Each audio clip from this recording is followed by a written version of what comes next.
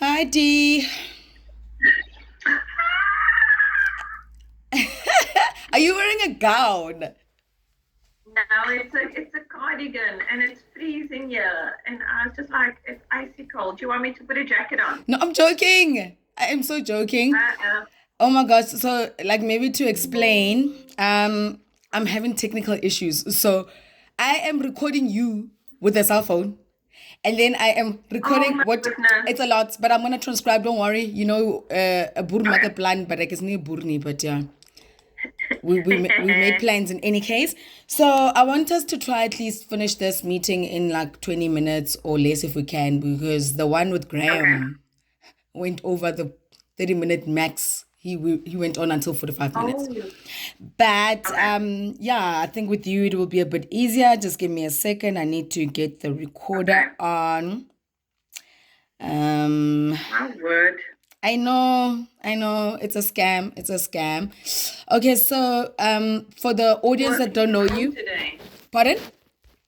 Are I you came working from the from home? office. No, I came from the office, Oh, and then okay. I like because we were going out for some work thing afterwards at like 3 o'clock. So my Mm-hmm. I left the office at 11 to attend a volume planning meeting, and then here we Mm-hmm. are. Here we are. Alrighty. Okay. So can you tell us a bit about yourself? What your current title is? What company you work for? How long you've been there? And Yes. how long you've been in your current role? Okay. So, the title of my job is regional manager in the sales department. I have been in this role for 1 year and a month, I think, Well, happy plus minus. anniversary. Ooh, thank you. And I've been with Nissan for 19 years, Nissan South Africa. Okay, and the other question was, tell us a bit about yourself. You're telling us about your job. We want to know about you. Oh, okay, about me. Okay, I'm 46. I'm a middle child, so I suffer from all those middle child syndromes. Um, I love spending time with my family. Entertaining is my new thing. I'm happiest when I can light a fire, whether that be in a hot tub, in my house, dry, whatever. Those little simple things make me happy. And you like to go to gym. Yes, I do, because I like to eat so much. So I have to go to the gym.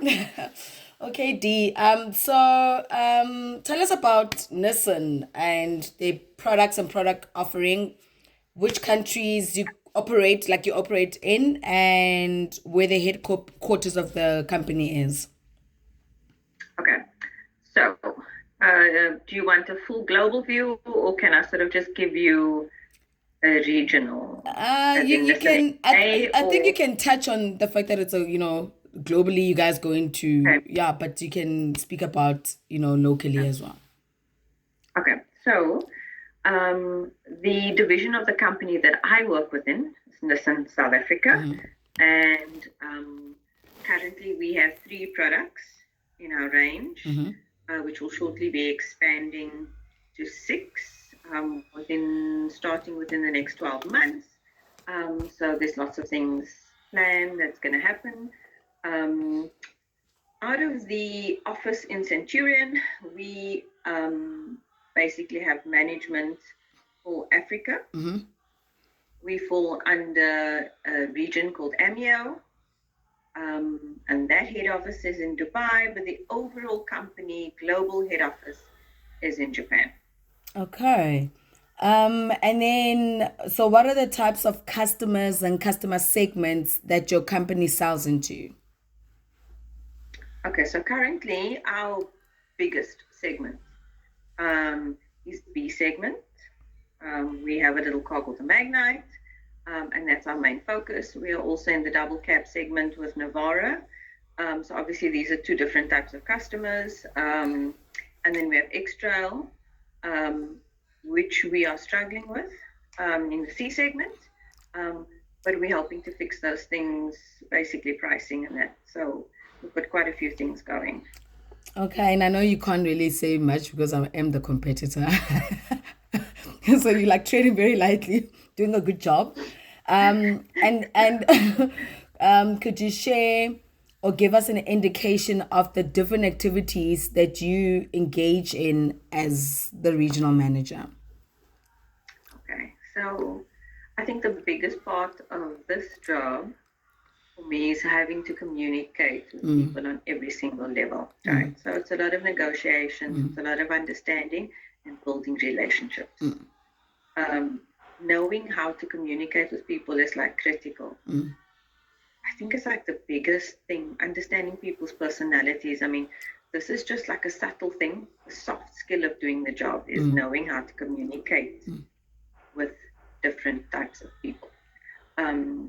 So day to day, I'll tackle higher level issues with DPs or dealer principals, and then of course with franchise directors, and we'll be discussing things like performance and how their businesses are doing financially. And then obviously managing my team to ensure that we get the maximum out of the dealerships that they look after. Okay, no, I don't know if I've covered enough for you. No, it's okay. I don't know if because I mean, I know what you guys do. Like you don't want to touch on sales funnel and those activities, Yeah. targets, Okay, I and can't touch on all of those type of things. So it's at the moment we're doing a lot of sort of planning. We're quite involved because the team is very small at the moment. So I find that a lot of my day is working together with everyone else as a team. So we have another Henny being our other regional manager. We work very closely together. We analyze dealer stock. We look at their sales funnels, their marketing activities, how the groups are performing, their finances, and that's on the dealer side. The team needs to manage the day-to-day activities, right? But then sort of internally, we're involved in a lot of the product things, which I don't believe was the case before. We do a lot of the planning with Motsi. We're basically giving input into anything. Product development, product analysis, planning of our strategies and quarterly campaigns. Okay. Yeah, it's interesting. Okay. Really, really broad. No, but that's good because it means that since I was there's been an evolution of sorts. I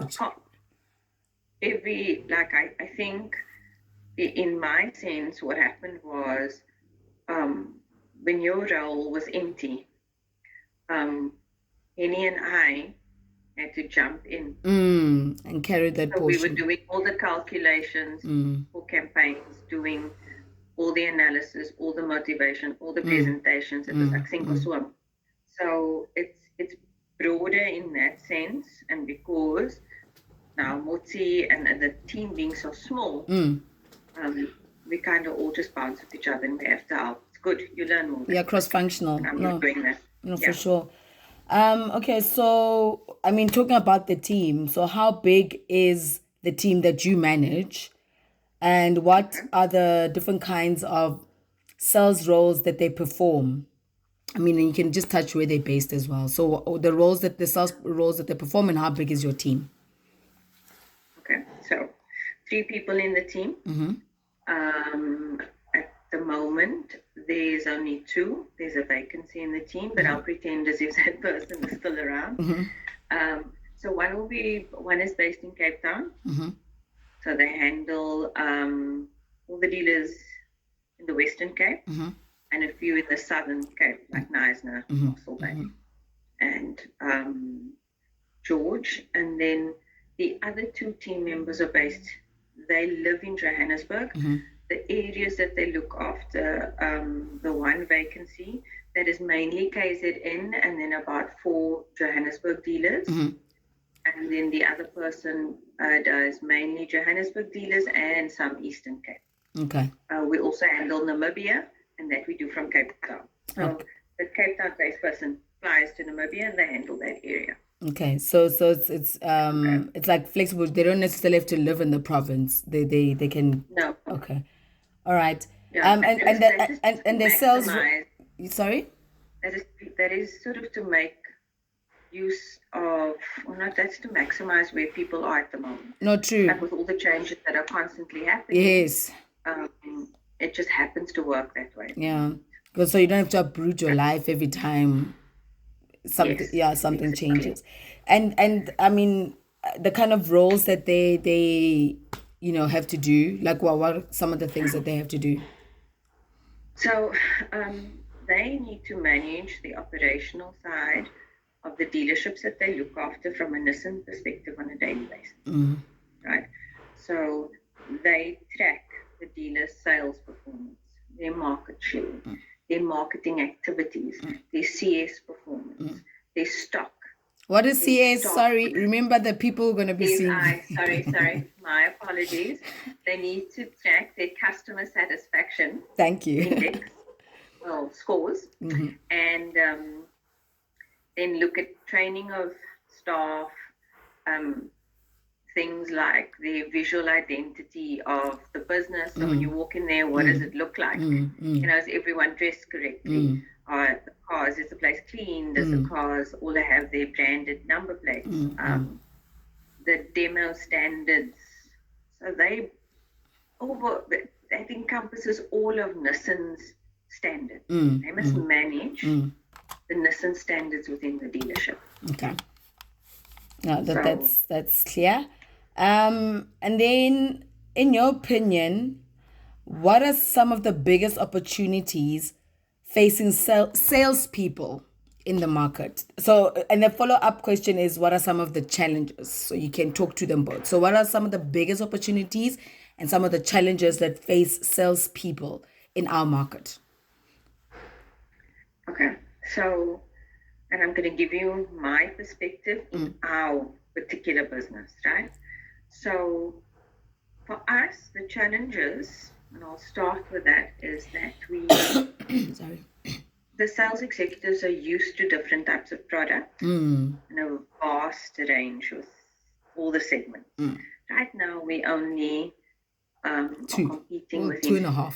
Yeah, 2 basically. Let's say 2. Yeah. So, and one of these happens to be the toughest segment to compete with. So you firstly have that internal sort of challenge of I don't have any sort of like fast movers like an MP200, and that is something that was the base of a business. So that was 40% of your sort of volume, and it's gone. And now the other sort of 20% is also gone. So you have very limited product to work with. You are competing with many Chinese brands that are constantly entering the market. So at 30% share, our sort of portion as the standard traditional OEMs becomes tough. Yeah. Right? And they need to compete with the pricing of those vehicles and the specification based on that price. So I would say that is 2 of the biggest challenges. However, there's still lots of opportunity. Okay. I believe that people don't necessarily want to be buying brands that they're not familiar with. Customers would still like to purchase brands that they're familiar with, that they can trust, that have heritage and history. So there are opportunities because of that. And I think that salespeople, if they actually focused and blocked out the negatives and go back to basics, they can still retail cars. If I look at performing dealerships and performing sales executives, they stick to the basics, the groups. There's a clear focus and direction. That's interesting because it's a mindset thing, essentially. It is 100%. That's the correct word. It's a mindset thing. Day to day, I can talk to one DP who's only focused on all the negative things. And the business is struggling. Then you can talk to someone who's making the most of what they have within a group, and because of that mindset and that positive interaction, these people are performing. It's really, it's driven from the top. They Yeah. have to have the right mindset. There's still opportunities to sell cars, and you just need to focus on your basics. The basics of selling. Yeah. Yeah. Okay, so what about for sales managers? I mean, what are some of the biggest opportunities and challenges that sales managers face? Okay. So there's over and above everything that the sales executive faces, the sales manager has the people challenge, right? So in these current circumstances within the industry, they have to keep staff motivated. Yes. Staff and themselves motivated. They are the ones that are looking for the opportunities and driving the opportunities, Yes. and need to make sure that the basics are taken care of. So are the staff trained? Are they rewarding their staff correctly? Are they being positive? You just have to be just more focused at the moment. I mean, it's tough. So you have to keep your staff motivated. And that people bit takes a lot of energy. If they can just do that, it makes a huge difference. No, that's cool. And then, okay, let's talk about South Africa. So, what kind of sales challenges are there in South Africa that are less common in the rest of the world? I mean, you did speak about some of the challenges because of the Chinese and whatnot, but specifically, there are less common in the rest of the world. What would you say those are for our market? Okay, so just off the bat, and we've spoken about the Chinese and the pricing and their influx into this market.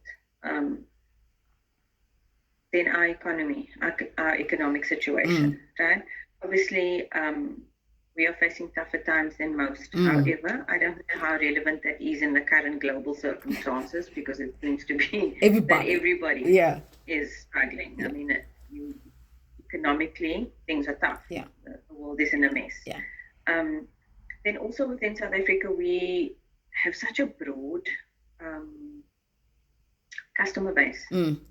Like to appeal to everyone. And to appeal someone in a different province, that's a challenge in itself. I mean, people, the buying trends in the Western Cape versus very different to another province. KZN, completely different. Your customer base is completely different. So, we have the standard challenges, and like things like our tax structure is a big challenge for us on various levels. We could potentially be offering customers products in, let's say, Egypt, and because of their tax structure, we can offer them a particular car versus South Africa, where we can't offer the customers the same product, purely because the tax structures are different. Making the cars profitable in one and not profitable in another country. Okay. All right. Okay, so you work for a multinational. Nissan, South Africa does report into the Grand MEO and obviously global. Please explain how like your company factor challenges, like things that have to do with the global company. How does that challenge the way you do business in South Africa? For example, in terms of strategy, strategy gets driven down from the top. Things like training, policies, the ones that they pushed, I don't want to say they pushed down, but you get what I mean. Like they set at global level and then they cascade down. How do those things not make sense, but bring in a different element How does that impact what we do down here? Negatively, like the challenges that you're experiencing with that. Challenges. Lots of challenges at the moment. So anybody who has sort of an eye on anything in the media will understand the challenges that Nissan as a global organization has gone. Lots of financial challenges, from media speculation of talks on Nissan closing in different markets and all sorts of things, and partnerships, and then perhaps joining with Honda, And then not. and also Mm-hmm. that, and then not, and then there's maybe still talk. So there's lots of rumors. So those things impact us as a brand and the challenges that we face, because customers don't want to buy a brand that they're unsure about. Yeah. We've actually had lots of cancelled orders Because of based that. on that. Yeah. And even with fleet customers, right? Yeah. So those things impact us. The global news and challenges impact us. Let's say now we've got a new CEO. So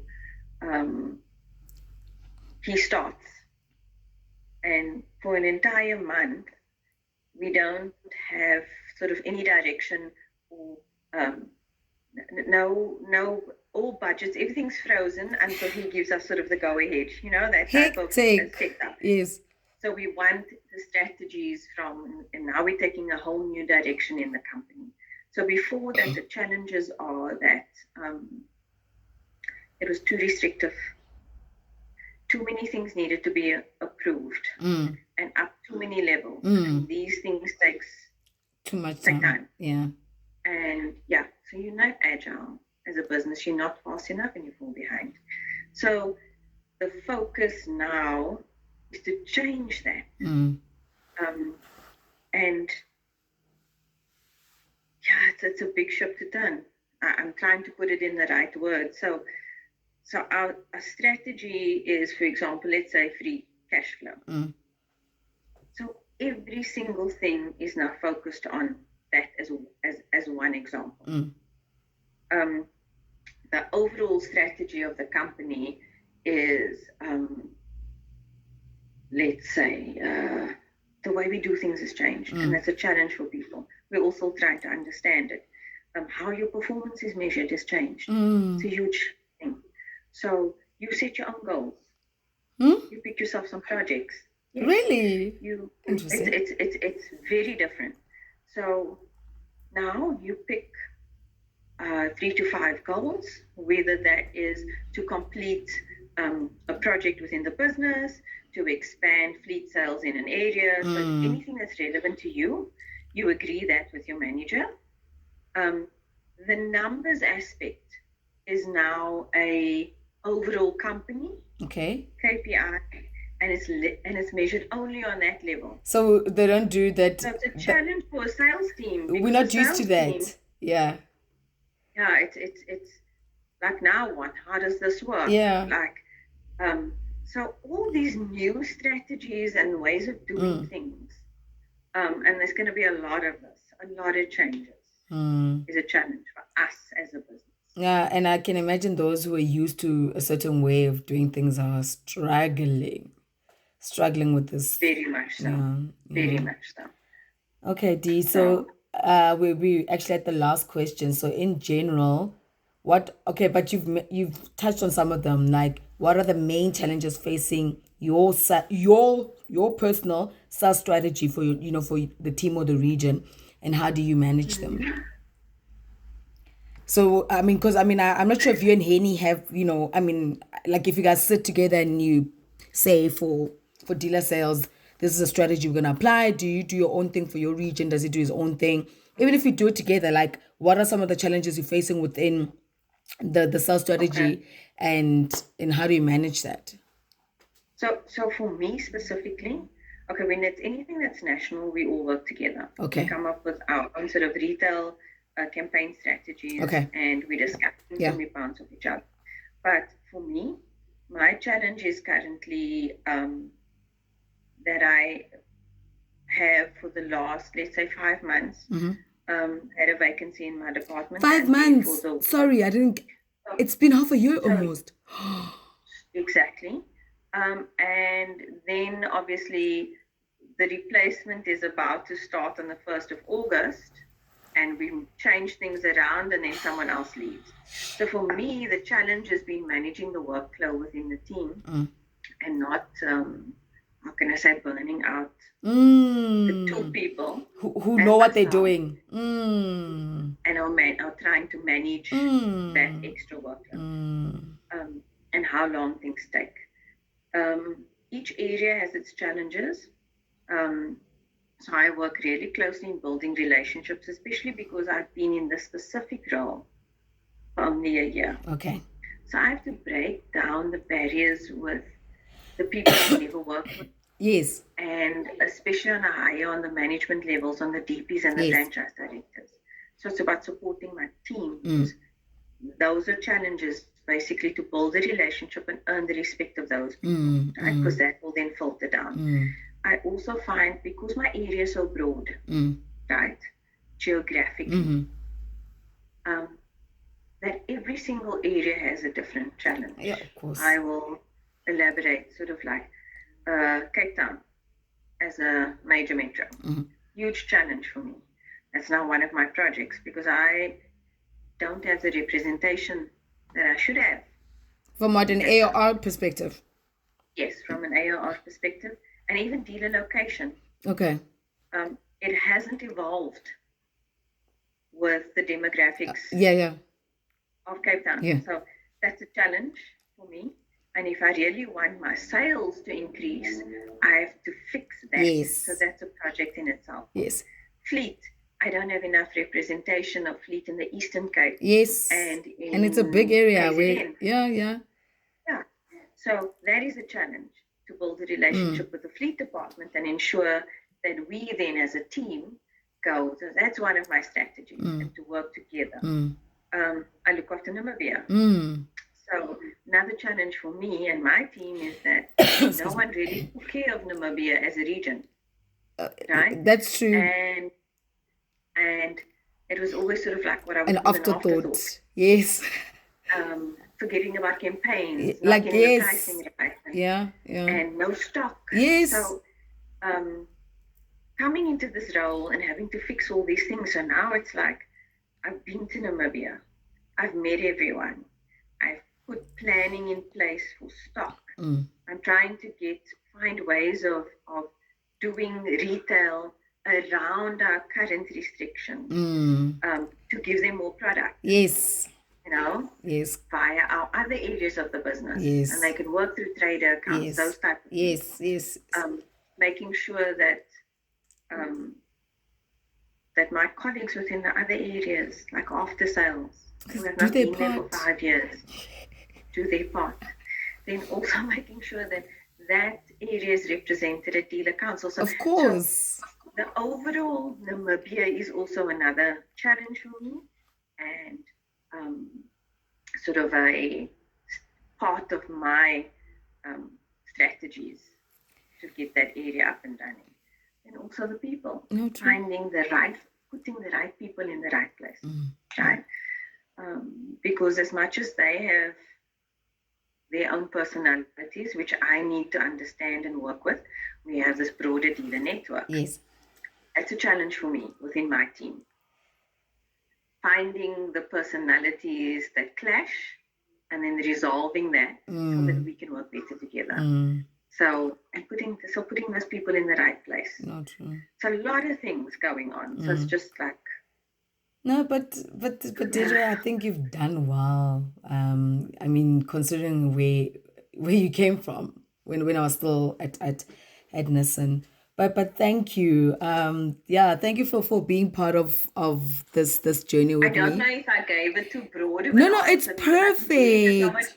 No, it's perfect because I mean the two interviews were different, but there's also a lot of similarities. I mean, some of the things you said, Graham said, so like it's perfect. But I mean, I think for me, what the aha moments is the things that are different. So the things that are the same, tell me that is the golden thread of sales. Do you know what I mean? Yes. But the things that are different stems from your guys' different backgrounds and the way of doing things. And it's interesting to see your perspective, because yours is more EQ. It's also personalities. No, of course. So that's what I'm saying. It's more. It'll come across very differently. Very, because you're using the soft skills. Yes. So it's like, that's I'm finding it very interesting. And I mean, it's like people can get to the same results, but how they get there is totally different. But this is great. It's amazing. Like I haven't had to use a stick And that's all we knew. achieve the result. No, but that's all we knew. That's all I know because that's all I've seen, right? So now to hear this, and I'm like, this is a different way of doing things, and you'll still get the same, or if not better, results. There are ways. times. Yeah, there are And ways. times when you need to manage it differently. Yeah, but Yeah. But I'm finding that, what is it saying? You attract more bees with honey than with vinegar. Yes, of course, and that's it, eh? No, that's it. And I think in our circumstances where our business is in such a tough place, everyone is tender. You have to handle with care. You have to be tender. You have to handle with care. Yeah. You have to work with empathy. Yes. Whether it's your staff or the dealers. Not true. So I just feel that in our current circumstances, if this we is had all our ducks in a row and 15 products. Yes. And that's a different story. That would have been a different story. Then I would have a different approach. No, for sure. But right now, this is the right approach. For sure. For sure. Getting me to better place. No, Dee, thank you so much. I will probably give you a call sometime on the weekend just to chit chat. But for this part, I really just want to thank you. If there's anything more you need, no, girl, we're done. You want more detail? Nope, we're done. I've got more than enough for me to extract and do what I need to do. But thank you so much, Deidre. I really appreciate it. And I'll chat to you soon. Bye. Thank you. Bye, Dee. Bye. Bye.